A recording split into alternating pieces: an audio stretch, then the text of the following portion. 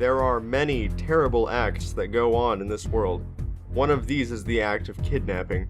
To many, there is nothing scarier than the idea of being abducted from your own home, a reality many are kept safe from thanks to the laws that work to protect us. But imagine if the captures in question were somehow beyond the laws and justice systems of man. My name is Anunnaki, and in this episode of Crypto Crossing we will take a look at two fantastical races who regard mankind as little more than livestock, the magical fairies and the alien greys. To any new viewers tuning in for the first time, Crypto Crossing is the show where I discuss two different kinds of monsters, and then try to figure out what would happen if the two were to cross paths. Let's get started.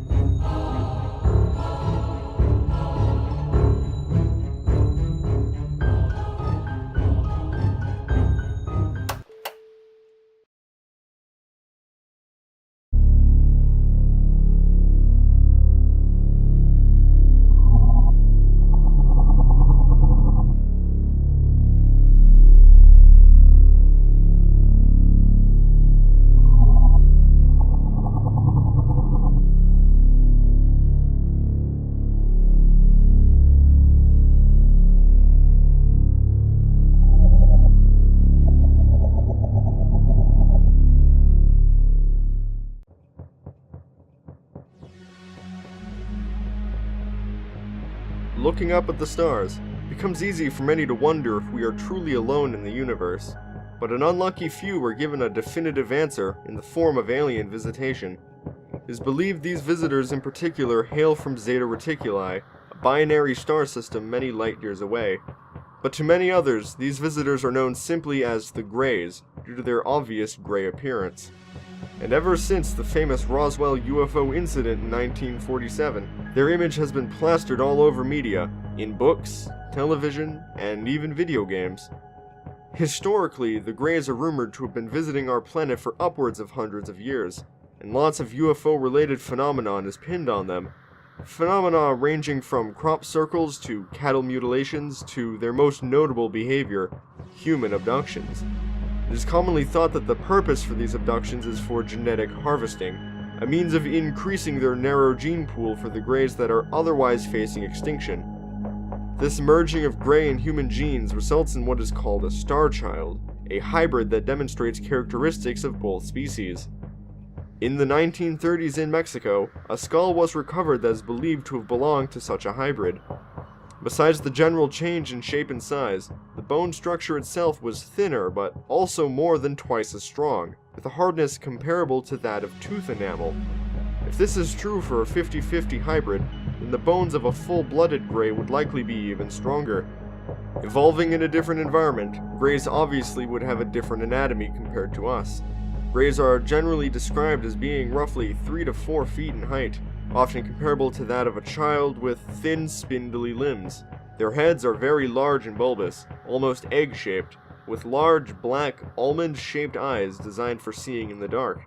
They are otherwise devoid of external features such as noses or ears, and their mouths are small and lipless. Among them, Greys seem to follow a sort of caste system, with smaller Greys performing labor tasks under the order of larger specimen. Though not definitive, theories about these smaller Greys range from them being the Greys' offspring, a slave race, the aforementioned star children, or possibly even robots. And rather than any sort of verbal or physical communication, the Greys are said to possess a form of psychic telepathy which most usefully allows for cross-species communication. This also enables groups of Greys to operate together in near silence as a sort of hive mind. While this should go without saying, Greys are of course believed to be very technologically advanced. While their full list of achievements is speculative at best, there are a few clear examples of the technology they possess. For starters, they must have mastered interstellar travel in order to get from Zeta Reticuli to Earth. In Close Encounters of the Third Kind, the contactees sometimes report the aliens as traveling to and from their ship very discreetly. One might assume they're capable of some level of teleportation. In other encounters, abductees report seeing a small pen-like device that can sedate difficult captives with a blinding flash, and those who reported being operated on by the Greys noted a similar pen-shaped object that could slice through soft tissue using high-frequency sound waves. If cattle mutilations are the work of Greys as well, then we can also conclude they possess some sort of medical machete-like blade, capable of heating itself in order to cauterize wounds. Contrary to what we see across games and movies, contactee reports seldom mention the Greys as possessing any sort of laser beams or similar weapons. However, crop circles demonstrate some interesting characteristics in how they're formed, a widely accepted explanation being high levels of microwave radiation or similar forces. If the Greys are the ones responsible for this phenomenon, then it suggests that they would have the technology needed for some stereotypical death ray type weapon. Bearing all that in mind, it's no wonder why these little gray men have become such a staple in science fiction we know them as today. Let's shift gears from sci-fi to fantasy to see how their opponents compare. Outside of our cities and settlements lies a vast and untamed wilderness, but such places are far from uninhabited, for inside these woods lives a hidden and mystical race of little people. Found in nearly every mythology across Europe in some shape or form, these little people are most often referred to as fairies. The name fairy comes from Old French, meaning enchant, as well as the Latin fata or fatum, meaning fate. They're commonly described as, well, little people, varying in size, either as small as an insect or as large as a child, dressed in classical or medieval attire. There are many tales and fables describing the origin of these little people. The Christian belief asserts fairies as a class of demoted angels who left heaven but were not evil enough for hell. Similarly, the pagans believed them to be demoted deities who once held great power, while other groups thought of them as elemental spirits that have always been a part of nature. Regardless of their origin, these little people were a far cry from the nice and whimsical beings seen across pop culture. Though usually described as being more mischievous, it was not unheard of for fairies to be very spiteful of humankind, sometimes even completely evil. Any fairy could become enraged if you crossed them wrong. The wrath of a fairy would usually start out small and get progressively worse until they believed themselves to be even. They would steal and misplace items of value, cause delicate things to break, plague whole families with famine and disease, and sometimes even outright kill their desired targets. But their most feared behavior was the theft of human children. It was commonly thought that if a child was not kept under the watchful eye of the parents, there was risk of it being abducted by the fair folk, often with a changeling left in its place. Sometimes just a rock or stick would do, disguised with magic to look like the original child. Other times it would be a sick or elderly fairy in disguise, now comfortably living out the rest of its life under the care of human parents. As for why the children are taken, there are many proposed reasons.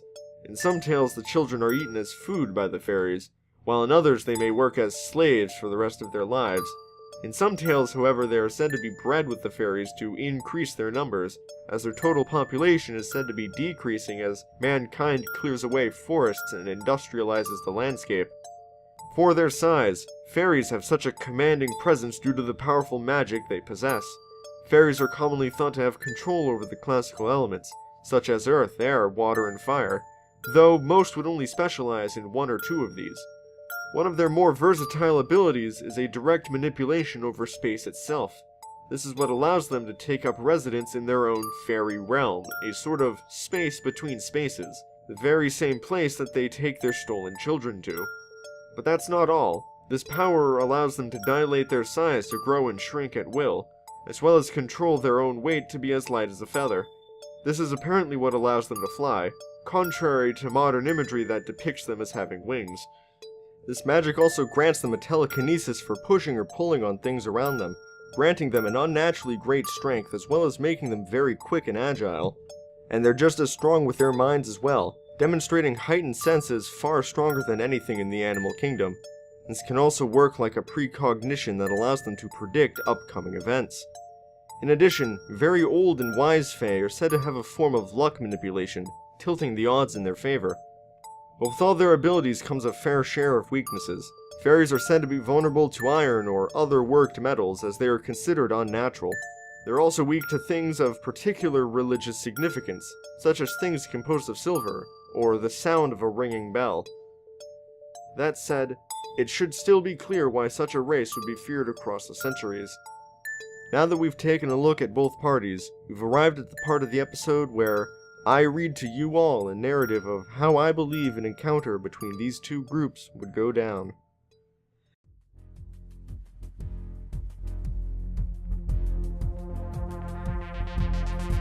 We open on the rural countryside of northern England. A cool summer evening. The sun was setting as a young girl played outside of her home. As she quietly hummed a tune to herself, she wondered if tonight she would see the little people come out and play, just as she had many nights before. These thoughts were interrupted when she heard her mother calling from inside, asking for her to come in for the night, and she did without hesitation. The sun had now set, the sky darkened, and the stars gradually became visible. Slowly, a few stars overhead began to move, one by one, all in a line. A row of stars rotated around a fixed point, faster and faster with each rotation. These were in fact not stars at all, but instead lights along the outer rim of a spacecraft, an alien flying saucer, which became more visible as it descended closer to the ground. The young girl ran to her mother as the home's power cut out, and an eerie cascade of light washed over the home from outside. After a moment of silence, the two girls became aware that they were not alone. As the mother peered into the adjacent and darkened room, she saw three small silhouettes looking back at her. They were small like children, but grossly disproportionate, with small thin limbs and oversized heads.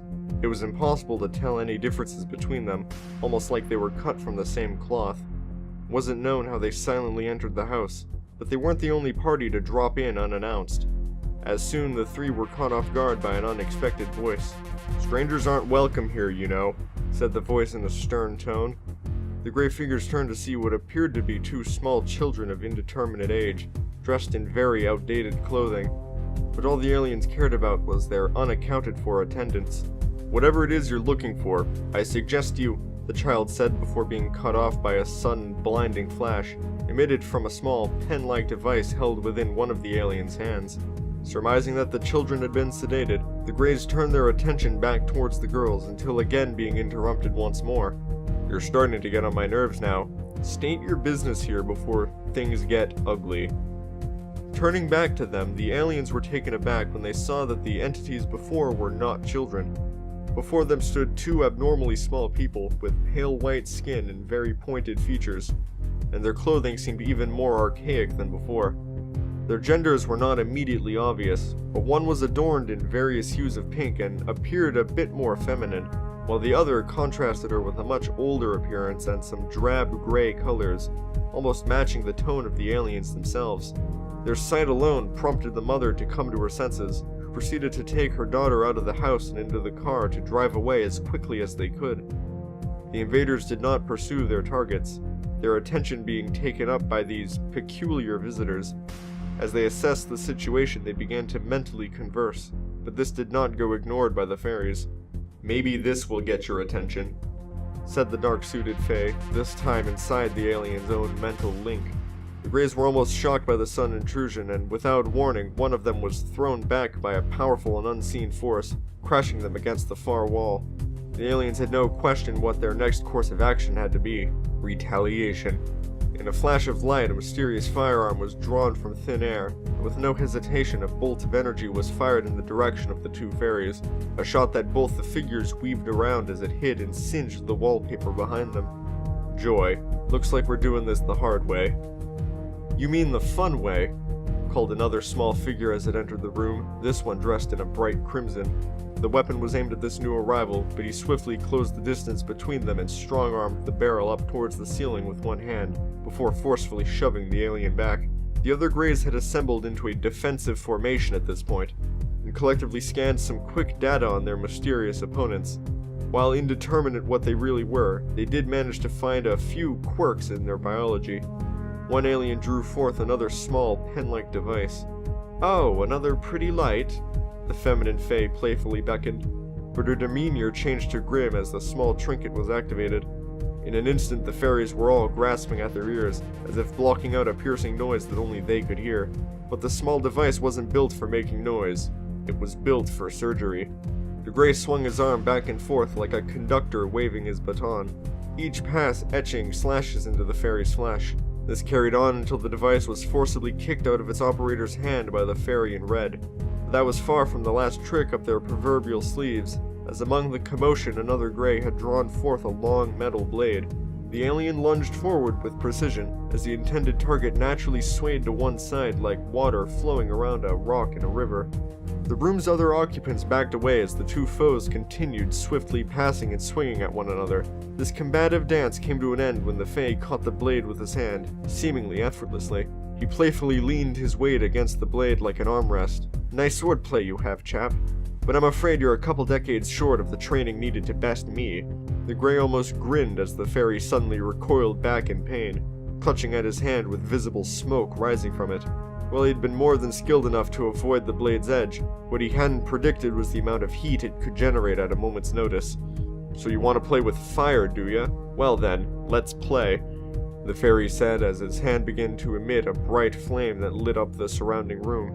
The invaders had no choice but to break their formation and flee as volleys of fire were tossed every which way. Two of them managed to escape out the nearby window, but the third wasn't so lucky. The interior of the house quickly went up in flames, but with the remaining aliens safe outside, they could enact their last resort contingency: annihilation. With a blinding glow that lit up the night, a great bolt of energy erupted from the saucer overhead and struck the house with a tremendous crash of energy, crumbling the structure until it was nothing more than a smoldering foundation. Nothing could have survived the blast, earthling or extraterrestrial. This was how the Greys ensured they left no remains behind in the event of a catastrophe. And with everything said and done, the remaining aliens cut their losses and returned to their ship. Gracefully, the ship ascended high into the upper atmosphere. But the ship's occupants started to feel a little strange. The floor wobbled and the lights dimmed and flickered. A small giggle was heard, followed by the pitter-patter of small feet scurrying about, the source of which seemingly both nowhere and everywhere at once. Communication to the fleet awaiting their return was cut off, and any bearing of where they even were began to diminish as well. The ship's complex instruments and sensors went haywire as the blackness of space outside was slowly replaced by a bright glow of light and color. Impossible colors that weren't even in the light spectrum, stimuli that even the vast intellect of the Greys struggled to understand. The ship stood frozen, its electronics dead. The giggling heard before became a laughter, sinister and booming in the aliens' ears. No, in their thoughts. In distress, one of the Greys crouched down with his hands at his temples. But suddenly, the noise stopped. Bliss. The Grey looked back to find that he was no longer inside the ship. He and the rest of the crew stood in a large, dark, circular room, with a rounded floor that curved up to form the walls. Overhead was a sort of rim, atop which stood several more small fairy folks in all different shapes and sizes. "Well, the encounter we shared earlier left a bad taste in our mouths, so we were thinking maybe we could make things right by inviting you over for dinner. The thing is, you're the main course." The fairies hooted and hollered as thorny bramble shot up from the floor, ensnaring the Greys where they stood. One of the Greys, still armed with his firearm, aimed and attempted to fire, but to his chagrin, the weapon he was holding appeared to be nothing more than a simple stick. A hot and bubbling liquid began to flood the giant bowl they stood in. Too late, the Greys collectively learned a grave lesson that mankind had known for centuries: never cross the fairy folk.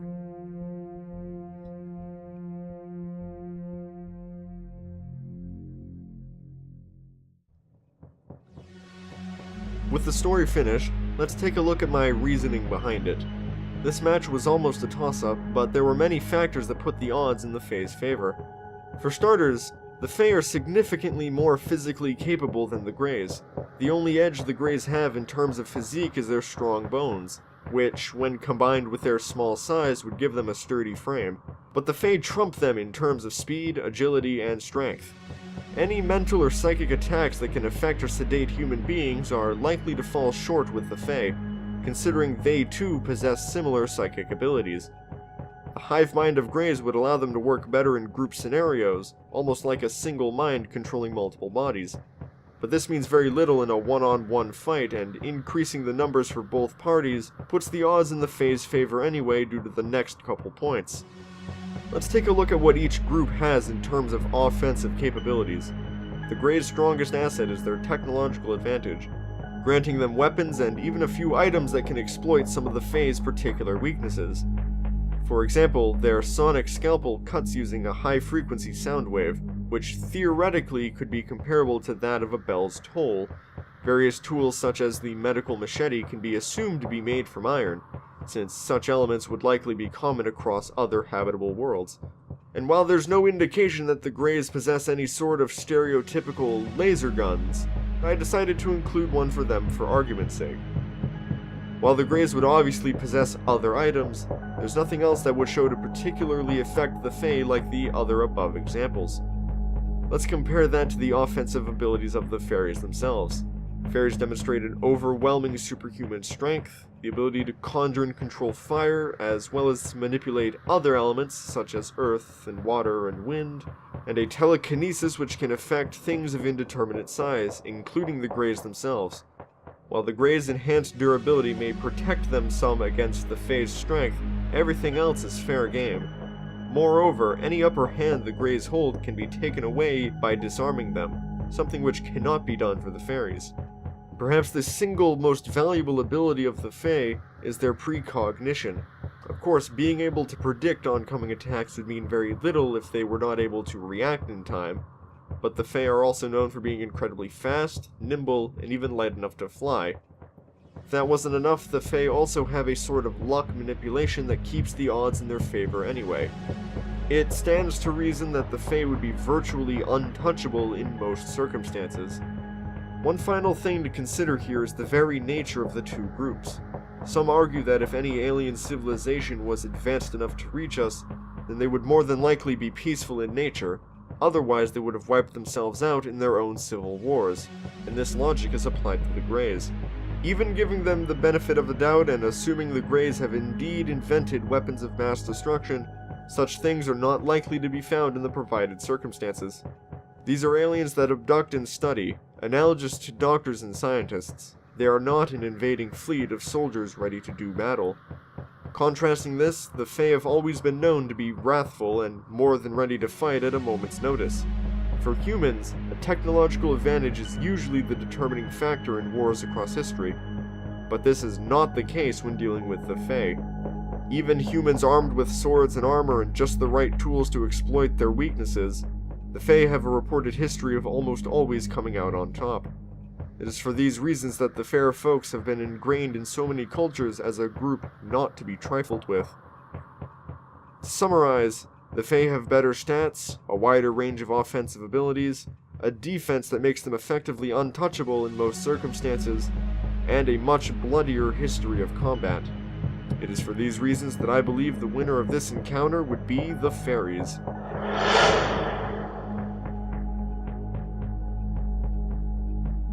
I hope you all enjoyed watching the video as much as I did making it. If you did, please show your support by liking or sharing it with your friends. Anything would help out a lot and make it much easier for me to make more of these in the future. Until next time, this has been Zen and Aki, signing off.